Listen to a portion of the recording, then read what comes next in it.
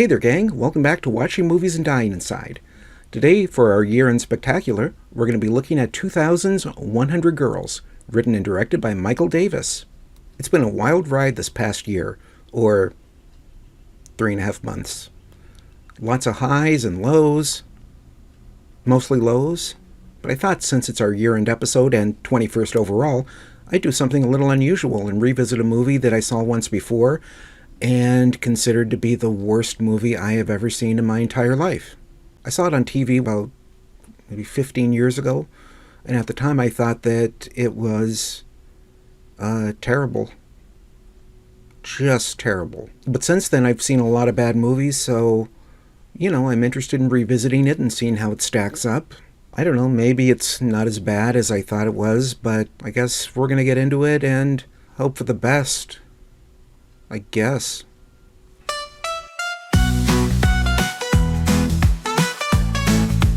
It must have been the cloak of darkness concealing my usual romantic. Because that night, I was smart. I was funny. I was invincible. Sometimes wish I could just curl up with a girl. Just hold each other. Like that picture of John Lennon and Yoko Ono. This dialogue is already painful, but the movie is telling me it's smart and clever and funny, so it must be, right? Because that's how it works.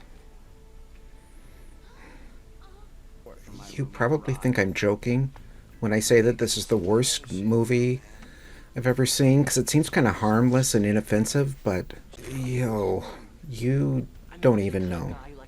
You revel in the size of your dump. I am trying to be a little more open-minded, but it's not making it easy. It was as if I was a perverted Prince Charming, who instead of possessing Cinderella's glass slippers, I had her panties. Okay, so he kept the underwear that was left behind in the elevator, and then he let rats loose in the girls' dorm so he could go room to room comparing the underpants to find its matching bra. And this is our hero. Stuff away, okay? And give me some, baby. It's gonna be okay. Come on, baby. Jesus, Crick, can't you see I'm busy? So, my takeaway of the main character is that he's not a good person, but the other guys in the movie are so much more worse, so that makes him better? He grabbed my nipples and twisted. It was tit for tat. So we faced each other, locked in nipple combat. Each trying to endure. I hate this movie.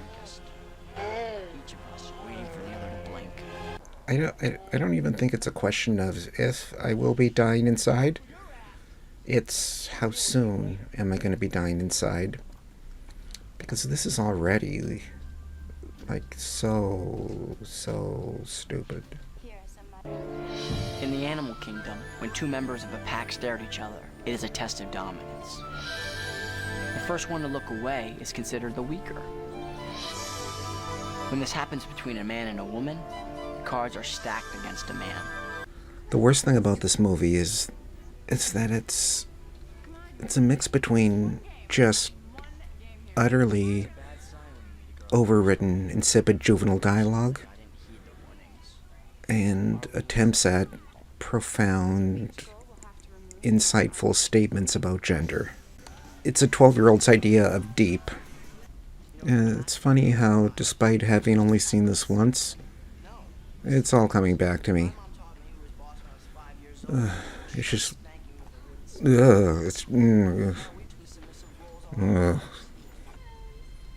Also, the music is really bad. It sounds like a cartoon from the 1970s, or like a video game from the 90s.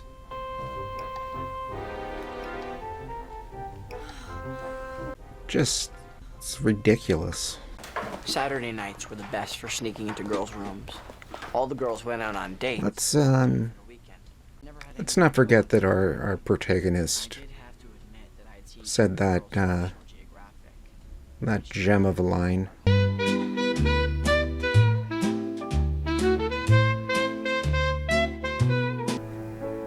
that good looking, you become a failure by default. People treat you like you have the Ebola virus. They don't want to get near you because they think what you have might be contagious. That girl is hideous, or so the movie tells me. Look at that curly hair. She's reading a book. My God. You enrolled in my class to meet girls, didn't you? There's a couple of you every semester. I need to maintain at least a 3.75 GPA to keep my scholarship.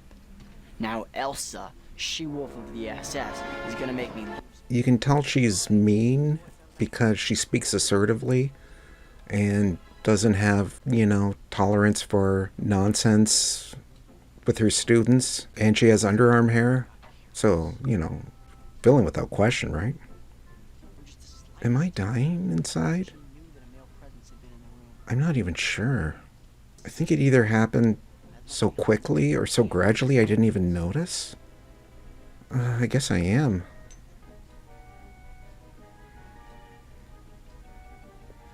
Seriously, I'm looking for this girl. If you don't believe me, you can check my right pocket. I have her panties in there. The hell? She seemed okay with that. Yeah, so sometimes, you know what I do to calm myself? I remembered that Dorothy killed the witch by putting water on her, right? So I'd lie in bed, and I'd work up this big wad of spit, like... And I knew that if the witch came to get me, I'd just spit on her. There's still an hour of this movie to go. I just told you a really sad story about my family, and that's all you can say. I'm sorry. You are so sexist. Yeah, you know what? I am. So are you. I am not. Oh, you sound like Louis Farrakhan saying that only the white man is capable of being a racist. But you know what? We all have prejudices. Black, white, male, female. This is why I hate this movie. But what makes it more than just a bad movie? It thinks it's smart. And that's so much worse than, a bad movie is one thing, but a bad movie but thinks it's high art. That's on another level. Whenever men look at a girl, they imagine her naked. I don't know. Whenever I look at a woman, I don't automatically mentally undress her. I'm beginning to think that this guy just might be the worst. As if the pawing around underwear drawers wasn't, a clear indication of that. I think the movie wants me to overlook the fact that this guy lies and is sneaky and is kind of a pervert by the fact that he says some nice things about women. All balances out. It's all good. You know something, Crick? I was wondering. Do the bad guys of the world really know they're being bad? Or do the bad guys actually just think they're being good guys, when in fact they're just acting like sphincters? But I guess that's also why this guy is such a good guy. It's because all the other male characters in the movie are so much worse. So... Really?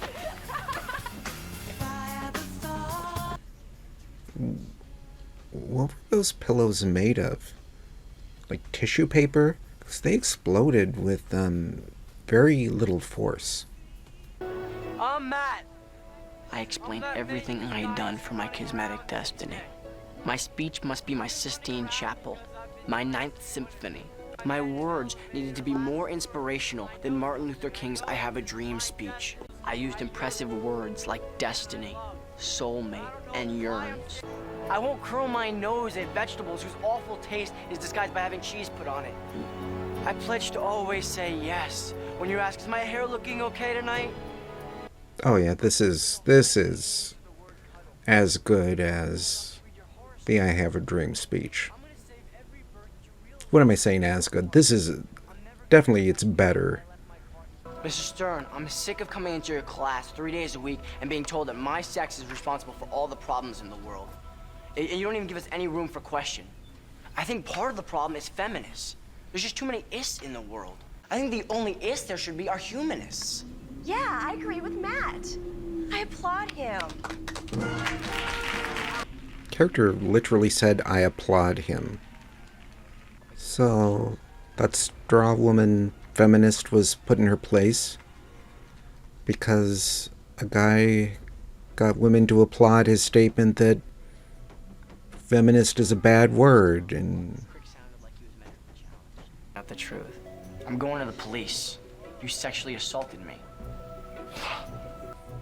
My bravery inspired others. He did it to me too.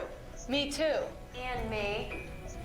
this is why I truly hate this movie. So, our hero, Matt, dressed up like a woman as part of his wacky scheme, and the boyfriend of one of the girls tried assaulting him, and when he called him out on it, other women came forward saying he did the same thing to them. Not that that sort of thing doesn't happen, women hesitating to come forward, but just when you're making it seem like this guy who can do no wrong and gets women in a way that they don't get themselves, he's the one to inspire them to come forward.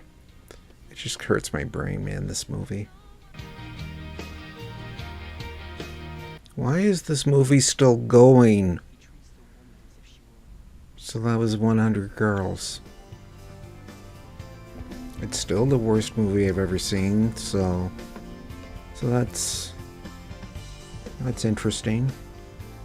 I honestly have no idea when I started dying inside. Could have happened right away, could have happened a half hour in, but yo, I am dying inside. It's acting like it's saying all of these incredibly intelligent, insightful things by having characters tell you how intelligent and insightful these are.